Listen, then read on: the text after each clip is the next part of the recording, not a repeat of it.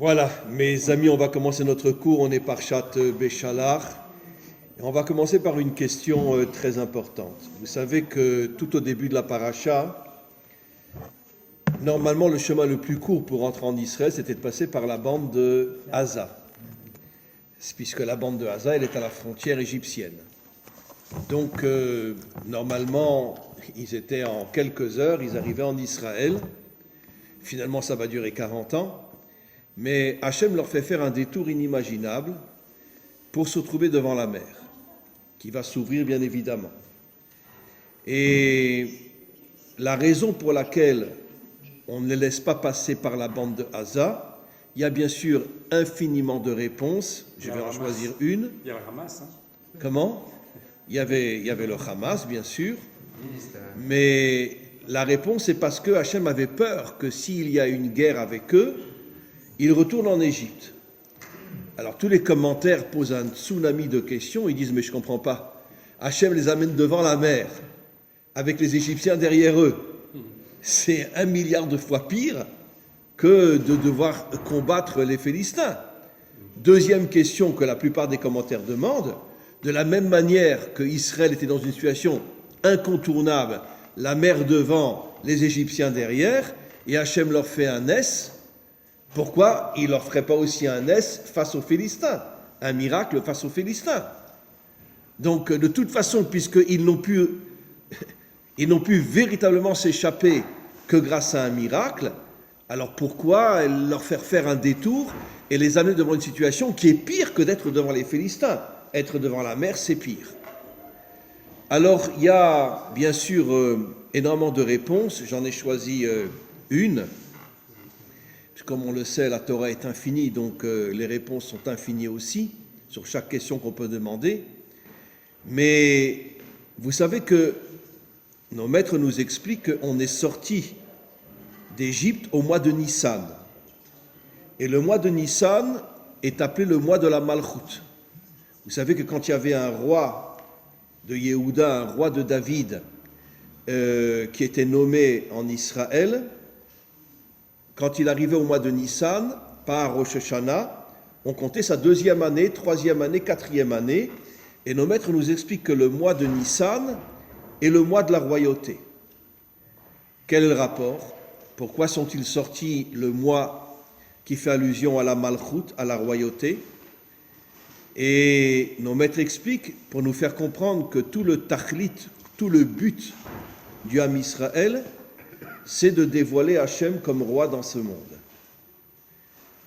Et comme on le sait, je l'ai souvent expliqué, que Hachem refuse totalement, tel que nous le comprenons dans la Torah, d'agir seul. Il veut s'associer aux hommes dans le dévoilement de sa royauté sur terre, et il demande aux hommes d'agir. C'est pour ça que j'ai souvent ramené dans mes cours que nos maîtres nous disent que le plus haut degré de connexion avec Dieu, c'est ce qu'on appelle être un choutaf, être un associé. On appelle dans la Torah aussi Dieu notre Père, on l'appelle aussi notre Roi, on l'appelle notre Sauveur aussi, mais nos maîtres disent que le plus haut degré, c'est être son associé. Et qu'est-ce que ça veut dire être son associé? Ça veut dire agir avec lui pour la réparation du monde, et surtout pour le dévoilement de sa royauté dans ce monde.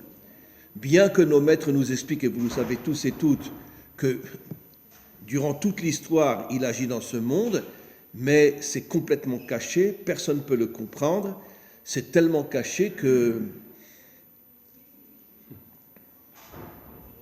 je vais le dire à Ladinovitch, des fois on a envie de lui rentrer dedans. Ben oui, il faut dire la vérité, d'accord? Parce que quand Mengele, il prend des enfants, il leur coupe les jambes, il leur coupe les bras, il leur ouvre le truc, machin, etc., il leur ouvre le ventre, et sang, etc., je suis désolé de le dire, mais tu as vraiment envie de lui rentrer dedans. Donc, pourquoi? Parce qu'on est croyant, on sait qu'il est là. Alors où tu es? Où tu es? Comment tu laisses faire des choses pareilles? D'accord? Donc, on est ma'amine qu'il est là. Mais on ne peut en aucun cas le comprendre. Par contre, le dévoiler en tant que roi, surtout au moment de la délivrance finale, amènera au monde, pas seulement à Israël, à l'humanité tout entière, une compréhension rétroactivement de tout ce qu'il aura fait, parce que le cerveau humain va s'élever à un niveau, comme on va le voir aujourd'hui, que le niveau de la Bina, la vin davar mitor davar, comprendre tout ce qui était caché, rentrer à l'intérieur des choses et comprendre tout ce qui était caché.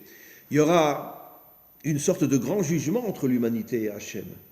Parce que est-ce qu'il y a un homme et une femme sur terre qui n'a pas des comptes à rendre avec Hachem? Dans le sens que nous, on a à lui poser des questions. Et donc, il y aura une grande justification entre Hachem et son monde.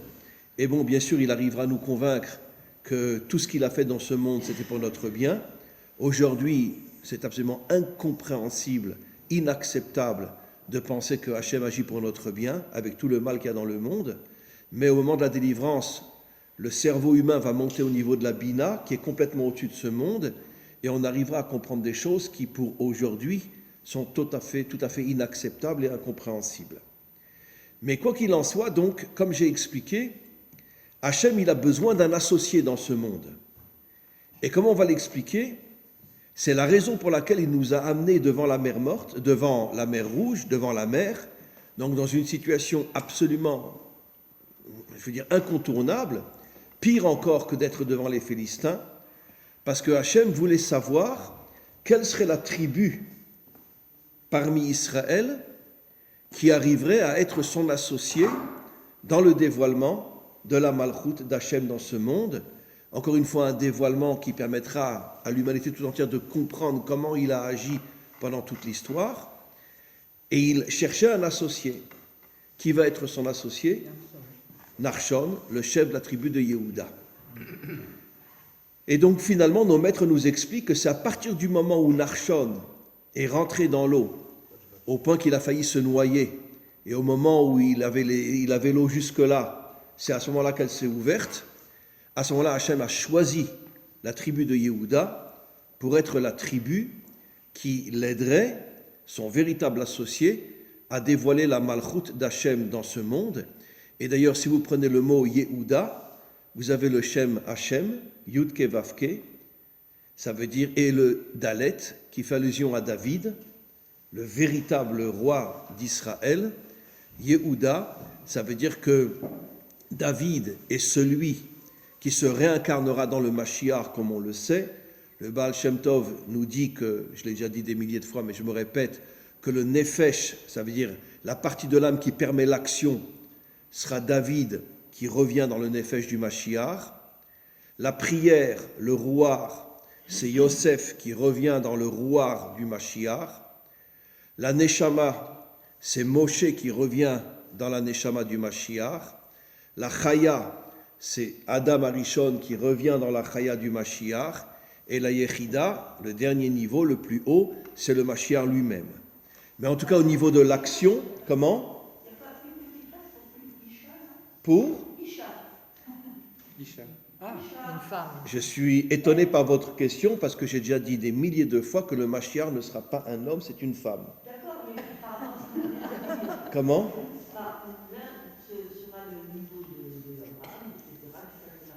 Oui, mais le Mashiach, je vais expliquer. Le Mashiach sera un homme sur le plan visible, mais toutes les forces qu'il va recevoir sera de son épouse. Le Mashiach est le Gilgul de Adam et sa femme sera le Gilgul de Chava, et toutes les forces que le Mashiach va recevoir, ce sera de sa femme. Pourquoi sa femme ne se met pas en évidence? Parce que la femme représente le monde caché et l'homme représente le monde visible. Mais le vrai Mashiach sera sa femme.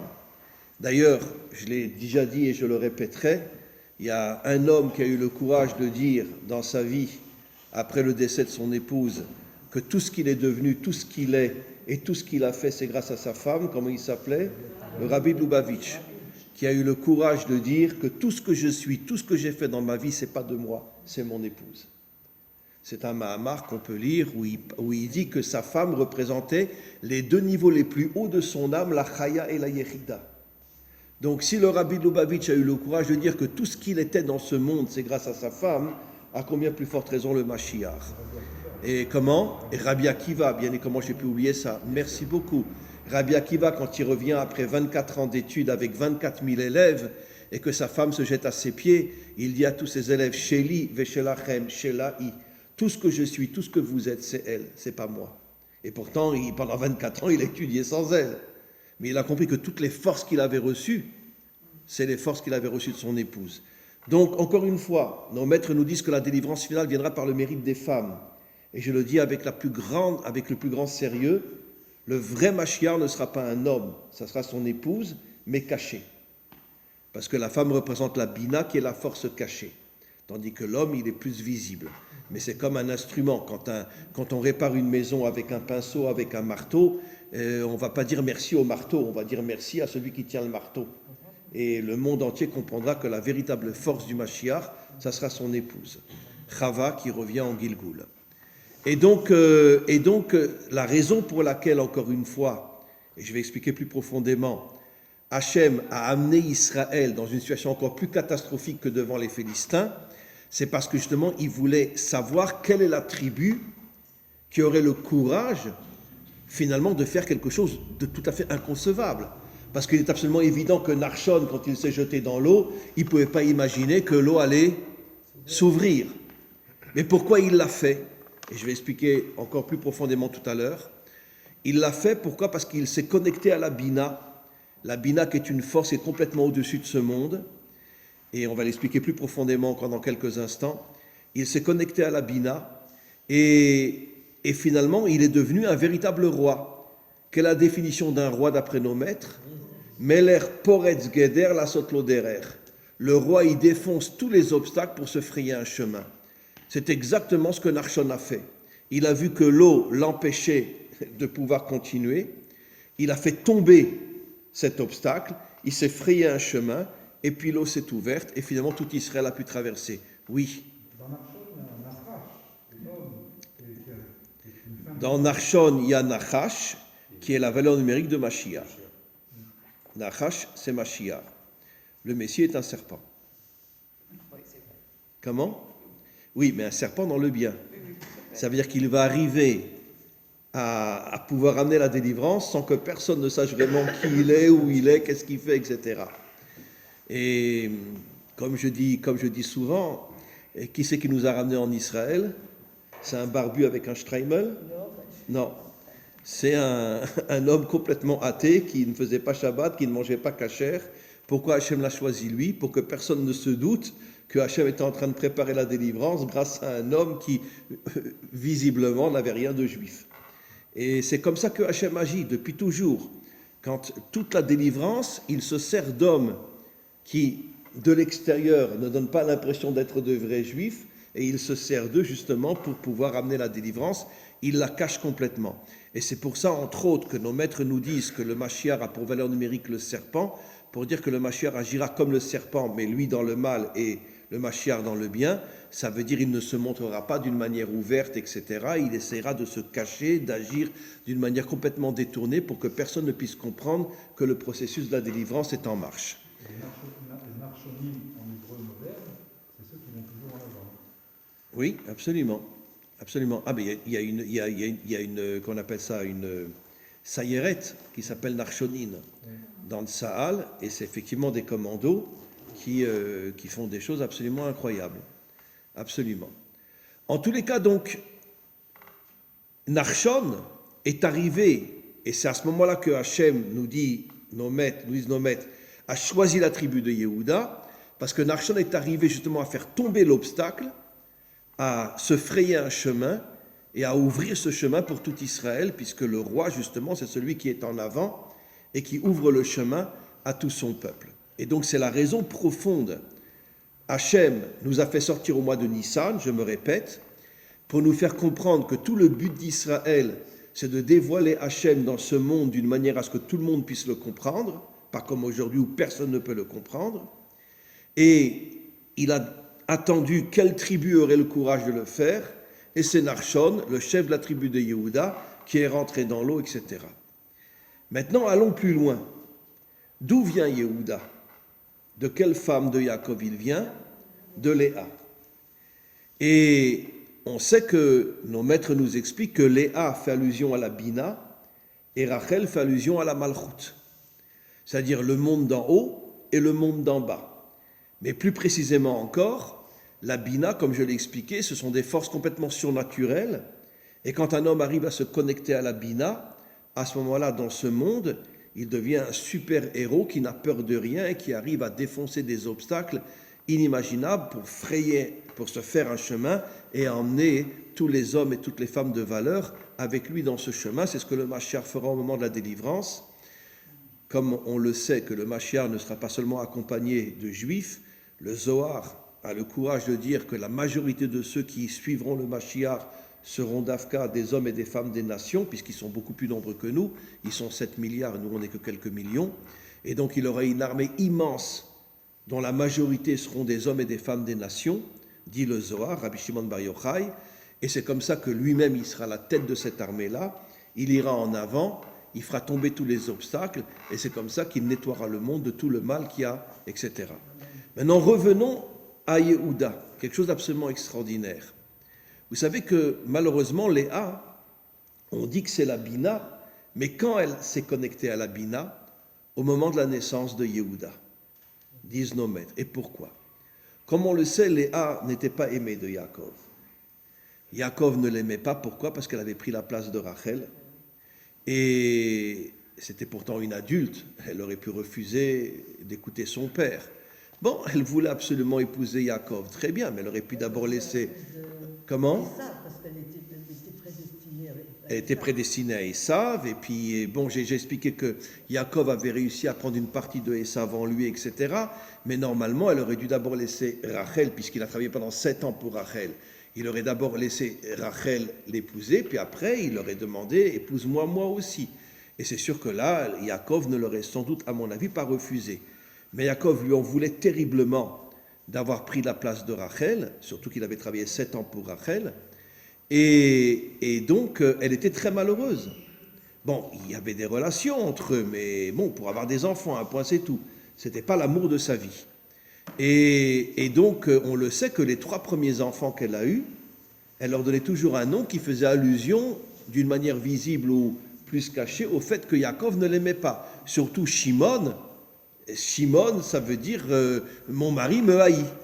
C'est marqué clairement dans la Torah « mon mari me haït ». Et donc, et le premier fils, Réhouven, « j'ai eu un fils », genre « regarde, je suis la première à te donner un fils ». Et puis Yaakov n'est même pas venu à l'accouchement, il n'est même pas venu voir son fils, ça ne l'intéressait même pas. Ça ne l'intéressait même pas. C'est ce que disent nos maîtres. Bon, il est venu quelques heures après, ah bon, tu as eu un fils, très bien, fais-moi un couscous et on en reparlera, voilà.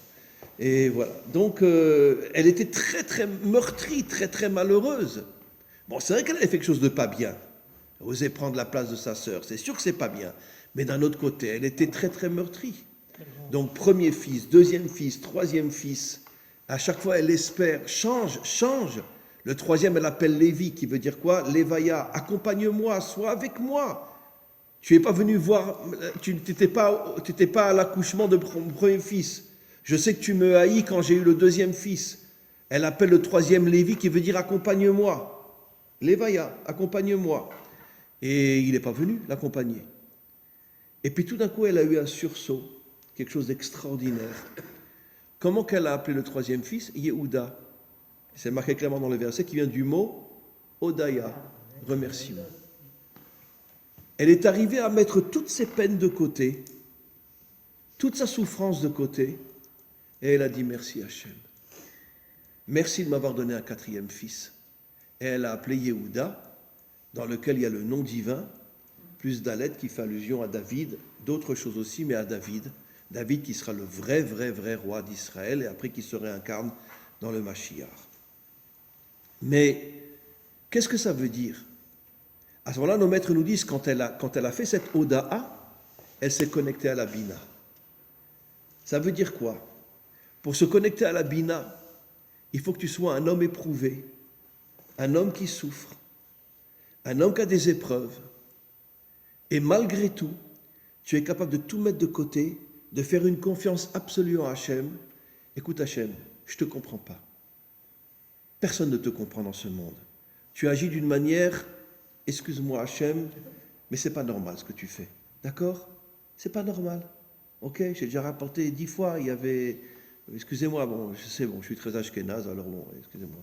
Mais il y avait pendant 20 minutes, une demi-heure, un YouTube à l'époque de Daesh, où on voit un type de Daesh qui coupe la tête à un ennemi, il prend la tête et il y a ses enfants qui sont là, il la jette pour qu'ils jouent au football avec la tête. D'accord? Mais où tu es, Hachem? Où tu es?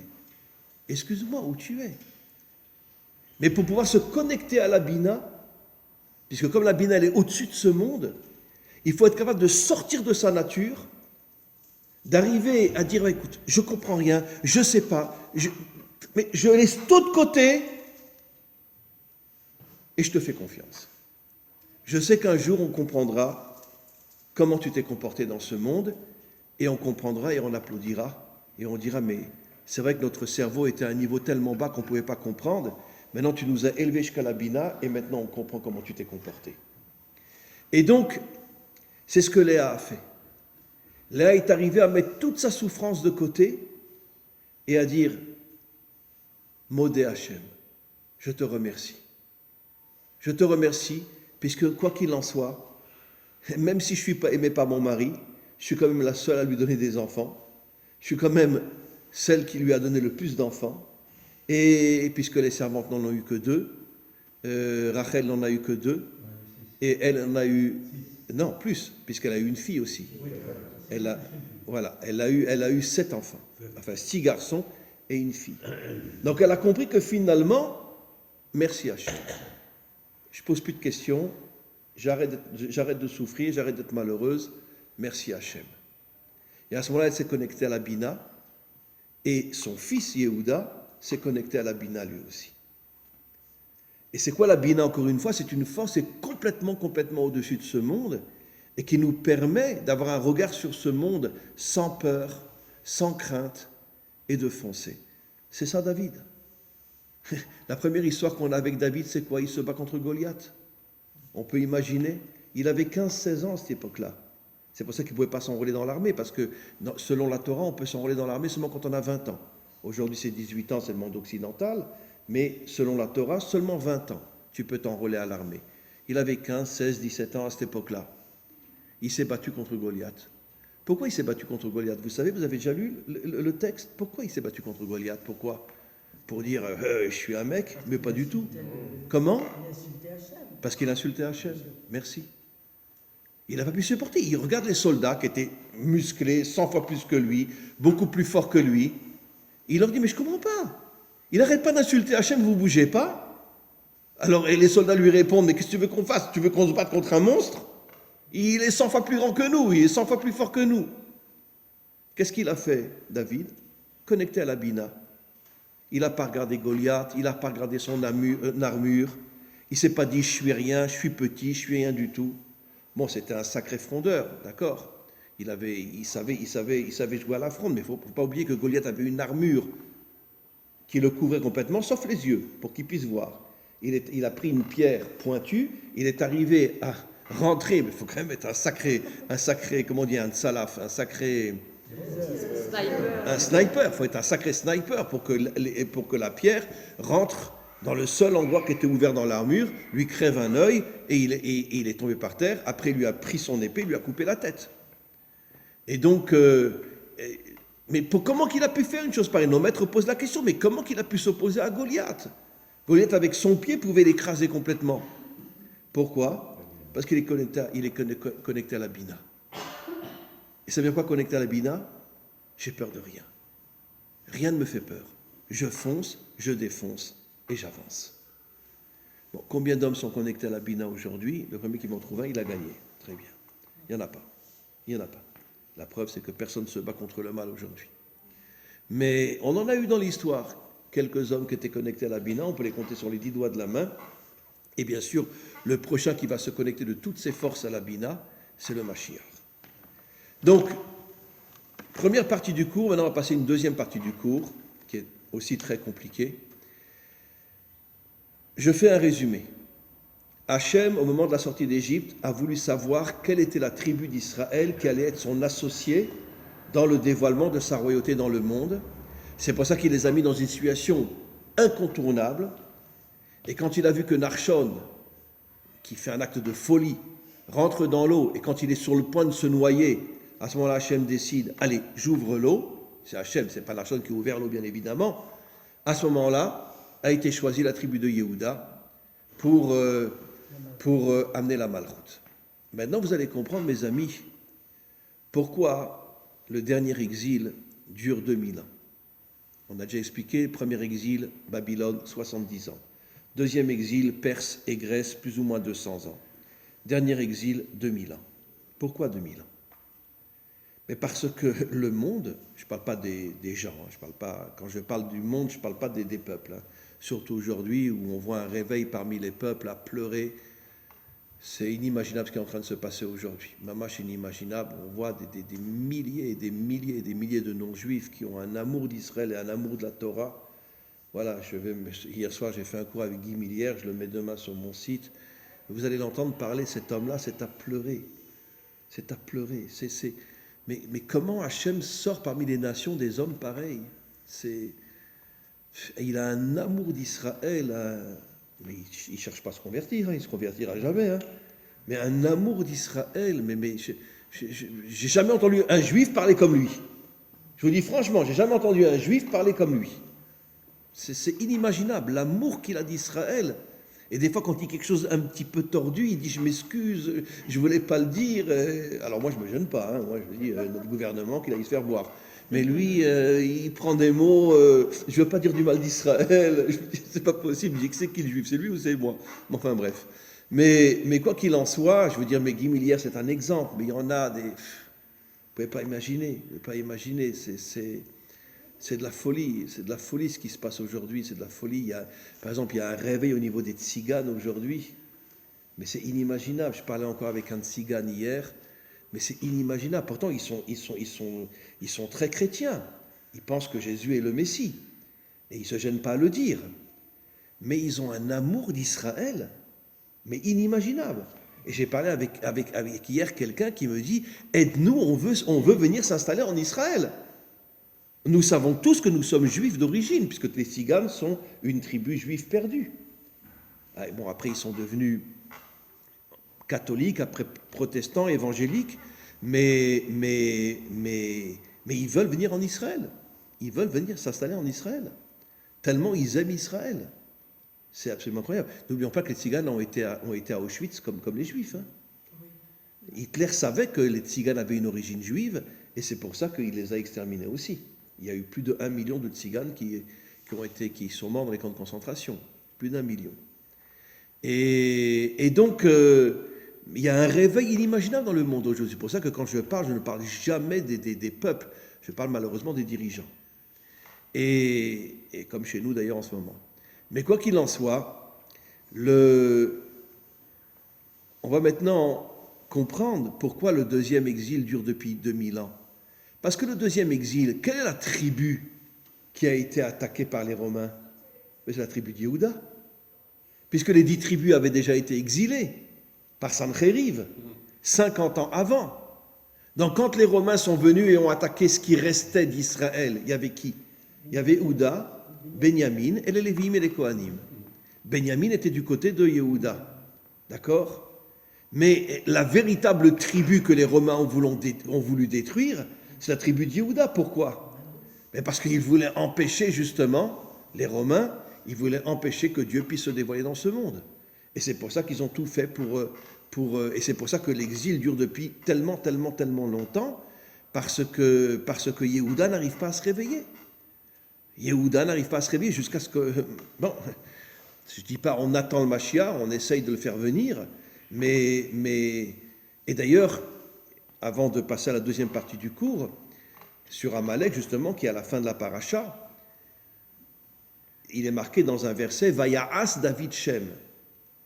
Mot à mot que David, il a agi pour dévoiler le nom de Dieu. « Vaya'as », ça veut dire il a agi.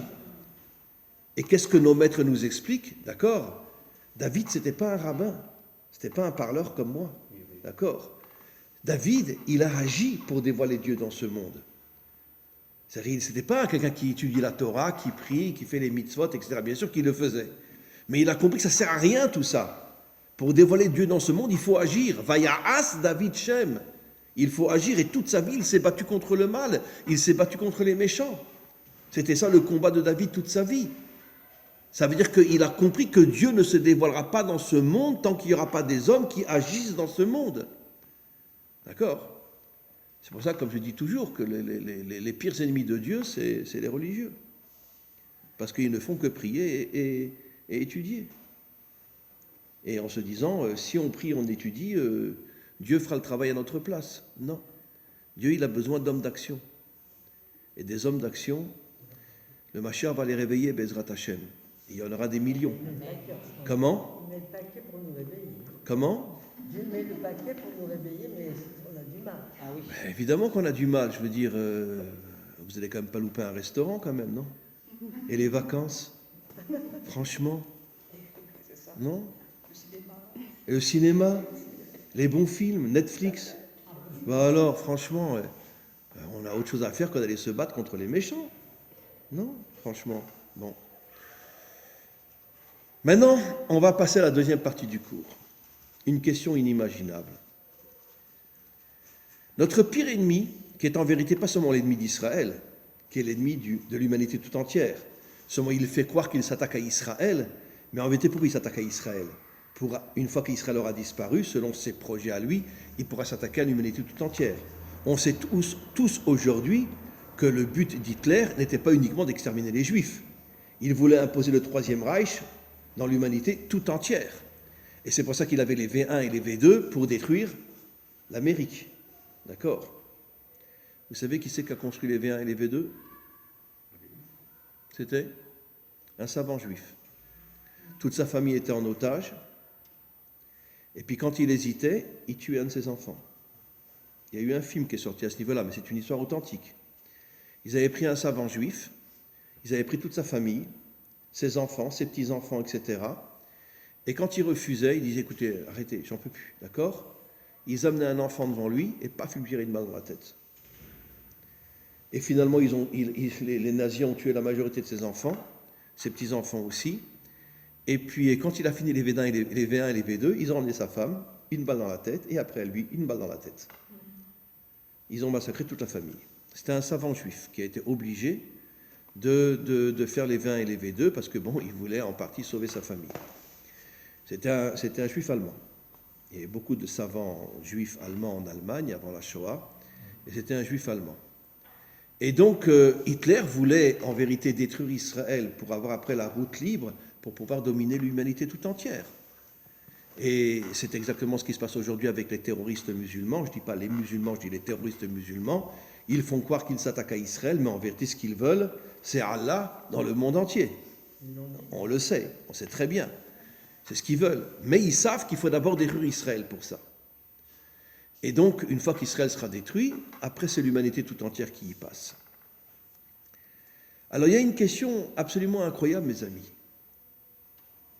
Amalek, c'est quand même le petit-fils de Yitzhak. Nos maîtres nous disent dans le Midrash que Amalek, il a grandi sur les genoux de Yitzhak. Il est de la famille d'Israël. Comment il peut être notre pire ennemi ? D'un autre côté, vous aviez bien indiqué qu'Amalek, c'était le croisement d'un adultère et d'un inceste. C'est vrai, c'est sûr. C'est un sujet en soi. C'est sûr que c'est un bâtard, c'est un mamzer, un double mamzer, adultère et inceste. Puisque son père, Éliphaz, a été avec une reine, mariée, ils ont eu une fille, et après il a couché avec sa fille. Et ils ont eu Amalek. Donc Éliphaz est un cinglé total. D'accord ? Grâce à Dieu, des cinglés, il y en a même chez nous. Bon, Rachel, très bien.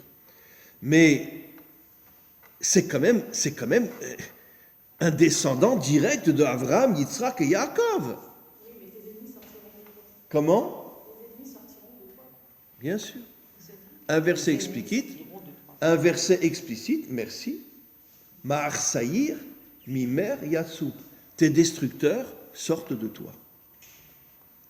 Tes destructeurs sortent de toi. Quels ont été les plus grands ennemis d'Israël ? Je parle dans le sens de vraiment des destructeurs, même s'ils ne nous ont pas mis dans les camps de concentration. Ben, les rois d'Israël. Jéroboam, tout ça, c'était des crapules inimaginables. Qui est le premier roi qui a réintroduit l'idolâtrie dans le peuple juif? Jéroboam, etc. Et Ménaché, et combien d'autres rois qui étaient des crapules inimaginables. Donc, c'est pour ça que le prophète dit, Ma'ar Saïr mimer yatsu, tes destructeurs sont sortis de toi. Mais on va aller un petit peu plus loin, d'accord?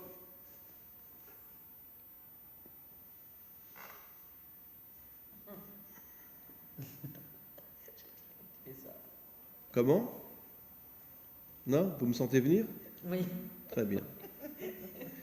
Non, parce que je sais que je vais me faire lapider, mais c'est pas grave. Lapide? Non, pas lapider. Ah, tiens, j'ai pas pensé. Allez-y, Raph. Oui. Vous savez que le Talmud, dans de nombreux endroits, parle de Jésus. Il dit jamais de mal sur lui. Et le Talmud ne dit jamais de mal de Jésus. Jamais. Bon, c'est sûr qu'aux yeux des maîtres d'Israël, il avait fondé une sorte de secte, mais jamais on dit du mal sur lui. Au contraire, on dit du mal de son rave. On dit du mal de son rave. Un jour, il y a eu une dispute entre lui et son maître, qui s'appelait Rabbi Yehoshua ben Prachia, qui était un très très grand maître d'Israël. Et puis, le maître s'est fâché avec lui.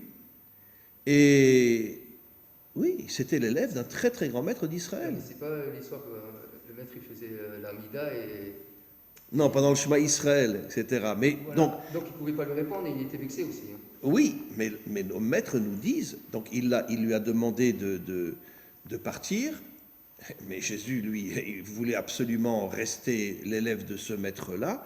Il est revenu plusieurs fois, et à chaque fois, le maître lui disait « dégage ».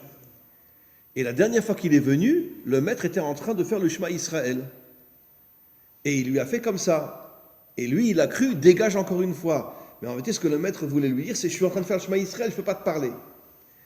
Nos maîtres nous disent clairement, de ma bouche à Hachem, je ne mens pas. D'accord?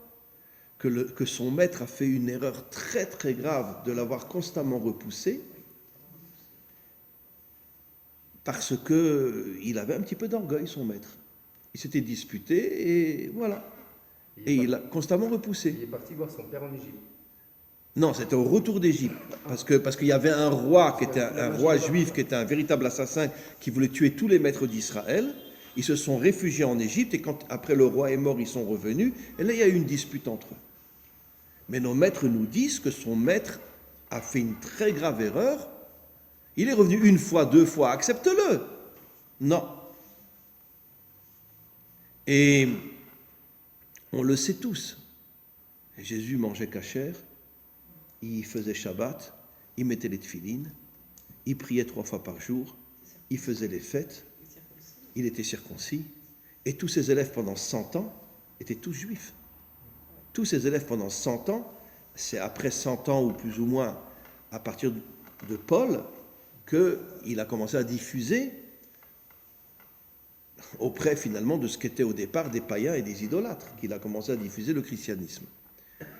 Mais il y a quand même quelque chose d'absolument incroyable pour confirmer ce que je dis. D'accord? Avec toutes les nuances qu'il faut apporter. D'accord?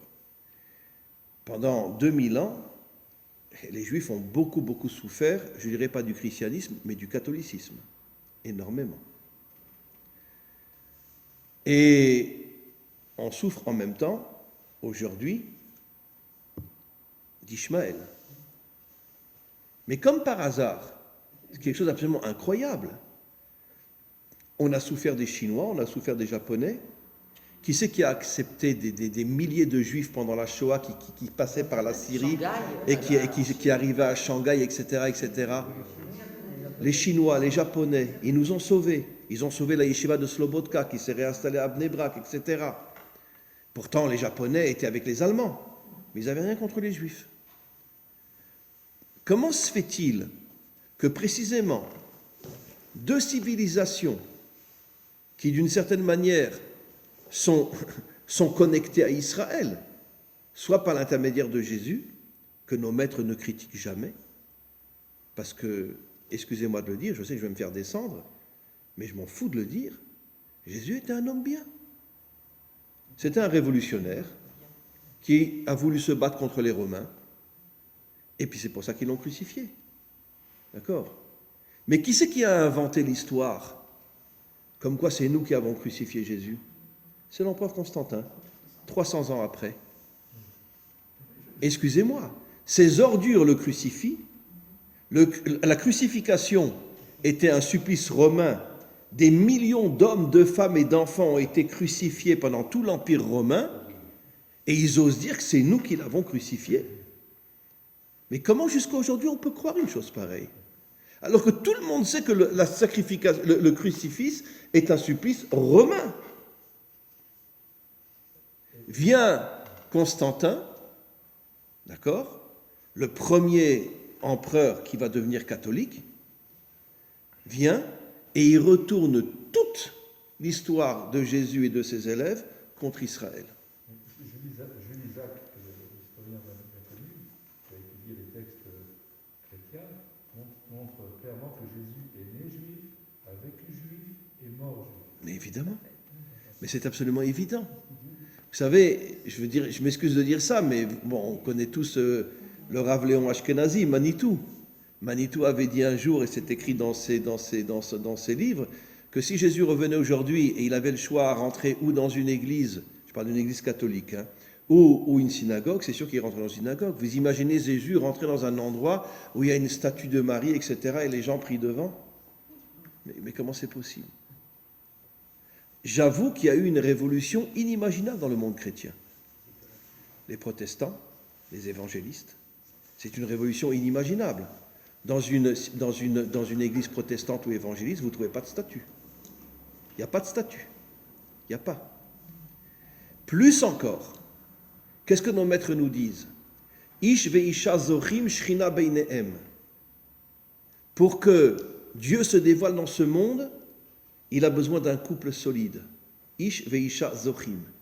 Un couple solide, Dieu se manifeste parmi eux. Ça veut dire que nos maîtres osent dire que le seul endroit, jusqu'à la délivrance, je parle en galoute, il n'y a plus de Beth Amikdash, il n'y a plus rien, où Dieu se dévoile, c'est dans un couple qui s'aime et qui se respecte. C'est là que Dieu se dévoile. Ish ve'isha zochim shrina beinehem. Alors excusez-moi de le dire, qui sont les personnages qui sont complètement déconnectés de Dieu?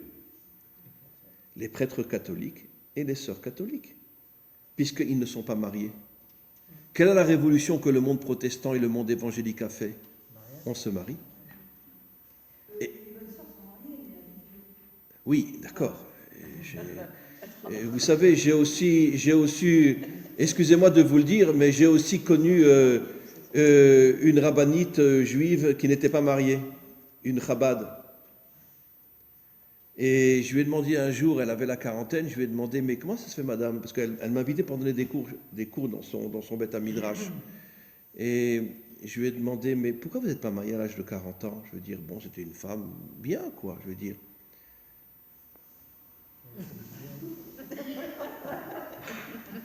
De ma bouche à Hachem, je suis marié avec le rabbi de Lubavitch. Voilà. La pauvre, enfant des C'est incroyable. C'est la pauvre. Donc, vous savez, hein, chez nous aussi, hein, chez nous aussi, on trouve ce genre de choses. Hein. Comment? Oui, mais je suis marié avec le rabbi Lubavitch. Et c'était après son décès. Hein. C'était après son décès. Et donc, je suis marié avec le rabbi Lubavitch. Comment? Chez les catholiques, oui. il y a plusieurs tranches aussi. Il y a des catholiques, par exemple les orthodoxes, il y a des orthodoxes catholiques, ils se marient. Et Chez les Russes? Chez les Russes, oui. Par exemple, chez les Russes. Il y a aussi chez les... comment ça s'appelle? Il y a les Grecs, oui aussi, les Grecs. Enfin, moi, je parle de l'église romaine. Hein. Oui, je parle de l'église romaine. Ils reconnaissent le pape. Oui. Et malgré tout, ils se marient. Ils se marient. Mais ils ont été acceptés par le pape, pourquoi? Parce que sinon, ils partaient. J'ai compris. Mais en tout cas, la première grande révolution qu'il y a eu dans le monde chrétien, c'est la révolution protestante, où ils se marient et il n'y a plus de statut dans les églises. Oui, d'ailleurs, si on demandait à Gérald, il dit bien ça. Hein. Oui, mais bien sûr, absolument. Donc ça veut dire qu'il y a eu une sorte, on pourrait dire une sorte de retour à quelque chose de beaucoup plus authentique. Comment on peut imaginer un homme qui se prétend représentant de Dieu qui ne se marie pas? Mais vous savez, récemment, j'ai discuté avec quelqu'un qui m'a dit une chose extraordinaire. Vous savez quand c'est qu'a eu lieu la révolution protestante? À l'époque de Gutenberg. Quand il a commencé à éditer à nouveau les Bibles, etc., et que les gens ont recommencé à étudier et se sont rendus compte l'importance du mariage, ça a été une des causes de la révolution protestante à l'égard du catholicisme et d'autres choses encore, parce qu'ils se sont rendus compte que le vrai Dieu ne pouvait pas supporter des statues et ne pouvait pas supporter un homme ou une femme qui n'est pas marié. C'était impossible, inconcevable. Je parle de quelqu'un qui ne s'est jamais marié, bien évidemment. Hein. C'était inconcevable. Et donc c'est pour ça qu'il y a eu cette, entre autres, bon, je ne sais pas à quel point c'est vrai, mais en tout cas j'ai discuté avec quelqu'un qui lui-même, je veux dire, est passé par la chrétienté, c'est un converti aujourd'hui, mais un grand ami à moi, et qui a été catholique, protestant, évangélique, jusqu'à ce qu'il se soit converti. Et il me disait clairement que la révolution protestante a eu lieu plus ou moins à l'époque de Gutenberg, quand les gens se sont remis à étudier et à comprendre que le véritable Dieu voulait un homme et une femme mariés et ne voulait pas de statue dans un temple. Et c'est comme ça que finalement il y a eu la révolution protestante. Et après, c'est affiné plus encore avec les évangéliques, etc. Mais quoi qu'il en soit, ce que je veux dire par là, c'est qu'on s'aperçoit d'une chose absolument incroyable, que finalement, ceux qui ont constamment combattu Israël sont de la famille d'Israël, d'une certaine manière. Puisque, quand je parle des catholiques, je parle surtout des dirigeants, je ne parle pas des gens. Comme je dis toujours, ma mère, elle a été sauvée par des catholiques pendant la Shoah. Donc, tout l'amour et tout le respect que j'ai pour eux, puisqu'ils ont sauvé ma mère pendant la Shoah, des catholiques. Donc, je ne parle pas des gens, je parle de la direction. La direction s'est attaquée à Israël. Chez Ishmaël, pareil, la direction s'est attaquée à Israël. Et comme par hasard, les deux ont un lien énorme avec Israël. Puisque soit ils sont liés à Jésus qui est d'origine juive, soit ils sont liés à Ishmaël qui est le fils d'Abraham. Donc, qu'est-ce qu'on s'aperçoit finalement? On s'aperçoit que plus tu es proche de quelqu'un, et plus tu peux devenir son pire ennemi. Eh bien, regardez la Torah. Qui c'est qui a tué Abel? Son frère. Qui c'est qui était le pire ennemi de Yaakov? Son frère jumeau, Esav. Qui a été le pire ennemi de Yosef? Son frère, Yehuda. Mais la Torah ne nous parle que de combats dans la même famille. Maintenant, vous comprenez pourquoi Amalek est le pire ennemi d'Israël? Parce qu'il est de notre famille. Voilà. Et nos maîtres donnent un exemple absolument fabuleux pour nous faire comprendre d'une manière très simple comment les choses se produisent. Imaginez-vous que je sois un marchand de vêtements, d'accord, dans une rue. Très bien. Si j'ai un épicier qui vient s'installer en face de moi, je fais tout pour l'aider. Pourquoi? Parce que, d'abord, il n'est pas mon concurrent, puisque lui, il est épicier, moi, je vends des vêtements. Et puis en plus, une fois que les gens vont venir pour acheter des légumes, ils vont voir mon magasin en face, ils viendront chez moi aussi. Par contre, si moi je vends des vêtements et qu'en face de moi s'installe un autre magasin de vêtements, là, ça va être une guerre terrible. Donc, qu'est-ce qu'on voit de là? Que si tu n'es pas du tout de mon rang, viens, installe-toi. Si tu fais la même chose que moi, c'est pas possible. Mais ça, je voudrais qu'on arrive à comprendre. Comment se fait-il que la Torah, depuis l'origine de la Torah, nous montre que les pires ennemis de quelqu'un sont précisément ceux qui sont le plus proches de lui. Encore une fois, les Japonais, il y avait comment il s'appelle-t-il, un consul japonais qui a sauvé des milliers de Juifs alors qu'ils étaient avec les Allemands. Mais il a sauvé des milliers de Juifs pendant la Shoah. Un homme extraordinaire. Et pourtant, il se battait avec les Allemands contre. Mais il a sauvé des milliers de Juifs. Alors, plus les gens sont éloignés de nous, et moins ils sont nos ennemis, et plus ils sont proches de nous, et plus ils sont nos ennemis. Dont le symbole, c'est Amalek. Alors, comment c'est possible? Comment vous comprenez que plus on est proche, et plus on peut être ennemi, et plus on est éloigné, et moins il y a de chances qu'on soit des ennemis. Comment c'est possible? Pourquoi le fait d'être proche fait qu'il va y avoir... Alors, comment? Si quelqu'un a une réponse, sinon je vais la donner. La proximité est le constat de l'indifférence. Non, et puis, certaines veulent s'approprier soit la terre, soit la bénédiction. Oui, Ah oui, ça aussi. Ouais. absolument. Mais, comme je l'ai déjà dit, quel était le pays au monde où les Juifs vivaient comme des rois juste avant la Shoah? L'Allemagne. En Allemagne. Il y avait un lien entre l'allemand et le juif avant la Shoah inimaginable. Vous avez déjà vu toute cette photo, d'accord, je l'ai déjà dit 10 fois, je me répète, et avant le corona, j'ai fait un séminaire à Lille, et un de mes amis m'a dit, viens, je vais te montrer quelque chose. Vous savez qu'il y a eu de grandes batailles pendant la guerre de 14-18 dans la région du Nord, de très très grandes batailles. Il me montre un cimetière allemand, où il y a une croix, un Magen David, une croix, un Magen David, une croix, un Magen David. Allez-y, regardez-vous, vous verrez que j'ai raison. Je lui dis, mais comment c'est possible? Comment les Juifs ont accepté, à côté d'une croix, de mettre un Magen David? Il dit, mais tu sais pas que pendant la guerre de 14-18, mais les Juifs et les Allemands, c'était des frères. C'était des frères. Pendant la guerre de 14-18, c'était des frères. Et on a une photo que moi j'ai vue de mes propres yeux, où on voit un officier allemand avec tout son groupe rentrer dans un ghetto juif, je ne sais plus si c'est en Lituanie ou je ne sais pas où, etc., ou en Pologne pendant la guerre 14-18, d'accord? Et puis les Juifs sortent vers lui et il leur donne à manger, etc., etc. Et puis 30 ans après, c'est la Shoah. Parce que, Oui. le fusionnel, c'est la mort. Le fusionnel, c'est la mort. C'est pour ça que Hachem, il a séparé au départ même le ciel de la terre ferme des eaux, le jour de la nuit. Vous voyez ce que je veux dire? Oui, oui. On sépare le domaine public, le domaine privé, la cache-route. On sépare. Qu'est-ce que vous voulez dire par là? Que plus on est proche et plus on est en danger.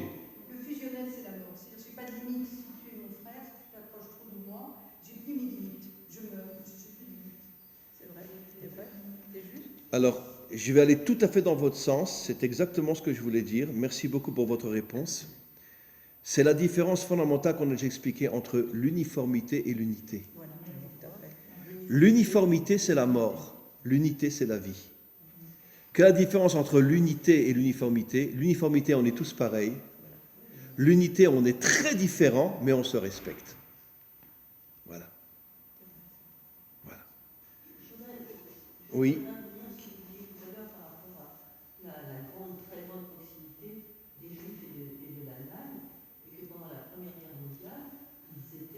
Des frères.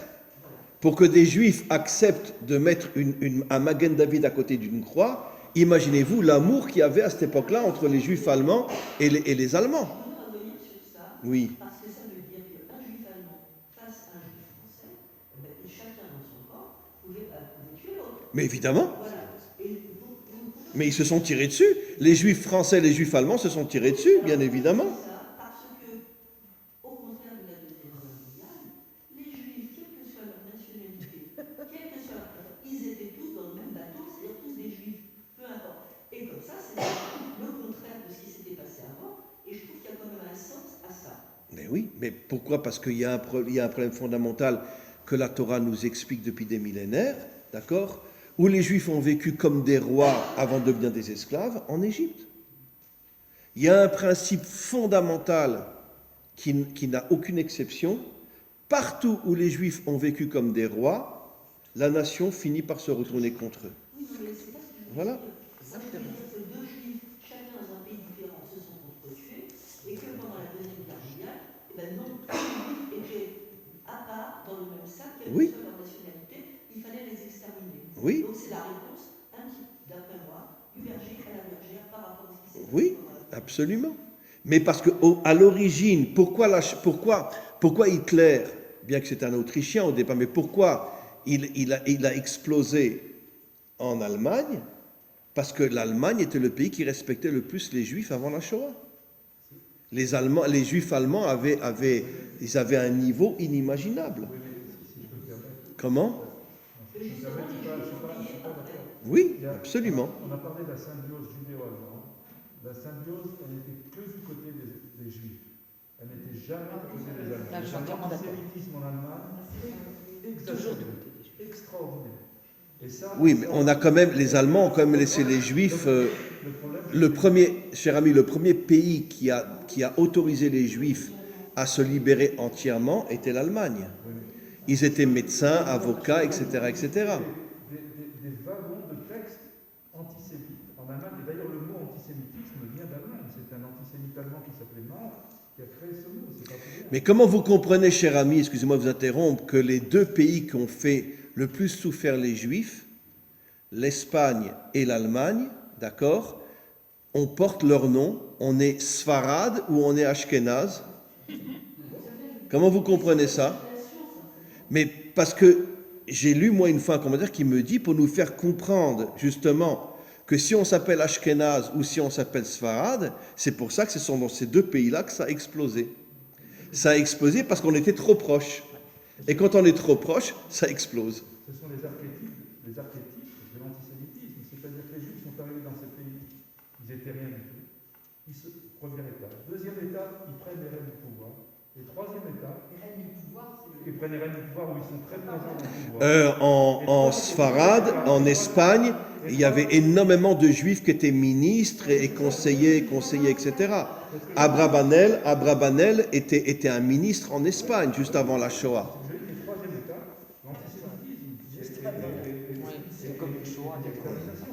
C'est le schéma classique de ce qui s'est passé pour les Juifs dans les pays qui se sont vraiment intégrés. Donc, dit d'une autre manière, Zemmour est en train de préparer une explosion d'antisémitisme. Ah ben c'est évident. Voilà, très bien. On en est tous d'accord. Comment? Non, moi je suis pas sûre. Ah non? On verra.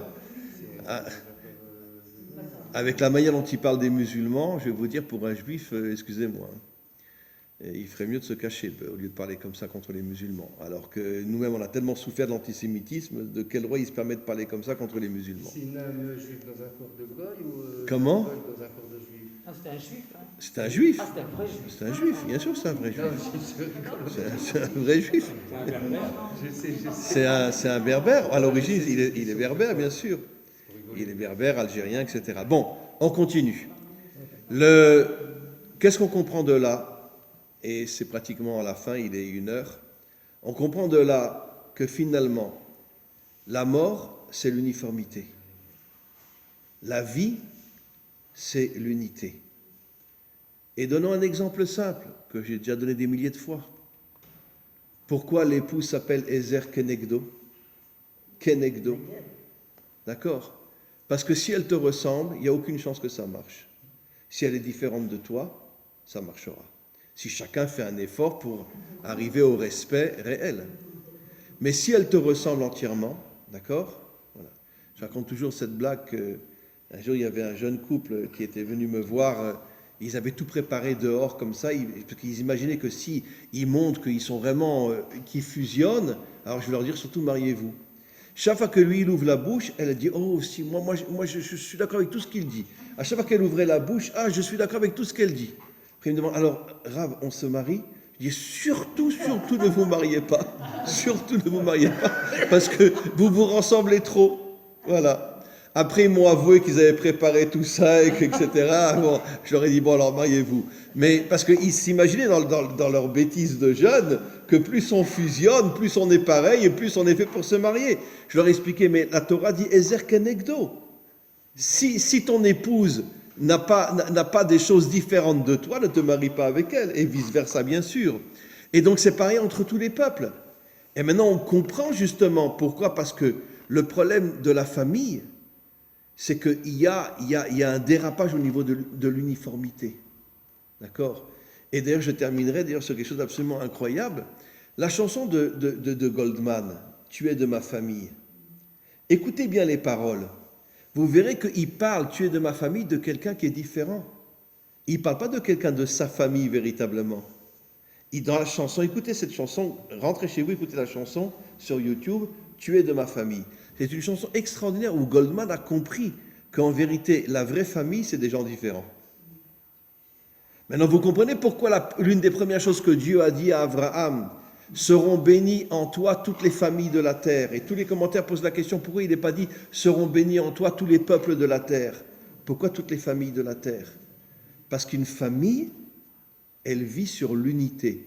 Une famille authentique, non sur l'uniformité, sur l'unité.